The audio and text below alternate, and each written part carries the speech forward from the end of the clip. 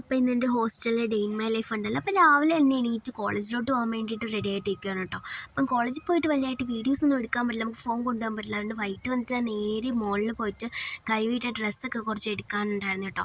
അപ്പോൾ അതൊക്കെ ഞാൻ എടുത്തിട്ട് നേരെ താഴോട്ട് ഇറങ്ങിയിട്ടുണ്ടായിരുന്നു. പിന്നെ ഞാൻ ഡ്രസ്സൊക്കെ മാറിയിട്ട് വേറൊരു പരിപാടിയൊക്കെയാണ് കേട്ടോ ഞാൻ ഈ മേളിൽ കയറി നിൽക്കുന്നത്. എന്താണെന്ന് വെച്ചാൽ ഫാൻ ഒന്ന് തുടയ്ക്കാമെന്ന് വിചാരിച്ചാൽ നല്ല പൊടി ഉണ്ടായിരുന്നു. മേളിൽ കയറിയതിന് ശേഷമാണ് കേട്ടോ ഞാൻ ആ സത്യം മനസ്സിലാക്കി. എന്താണെന്ന് വെച്ചാൽ താഴെ മൊത്തം അടിച്ച് വാരി ഇട്ടേക്കുവാണ്. ഇപ്പം ഞാൻ തുടച്ച് തന്നെ വീണ്ടും അടിച്ച് വാരേണ്ടി വരും, അതുകൊണ്ട് ഞാൻ തുടച്ചില്ല കേട്ടോ. അത് കഴിഞ്ഞിട്ട് ഞാൻ നേരെ മുകളിലോട്ട് പോയിട്ടുണ്ടായിരുന്നു കേട്ടോ. അവിടെ ഞാൻ അപർൻ്റെ റൂം വരെ പോയായിരുന്നു. എന്താ വെച്ചാൽ നാളെ ഒരു റീൽ എടുക്കാമെന്ന് പറഞ്ഞിട്ടുണ്ടായിരുന്നു, അതിൻ്റെ കാര്യം സംസാരിക്കാൻ വേണ്ടി പോയാണ്.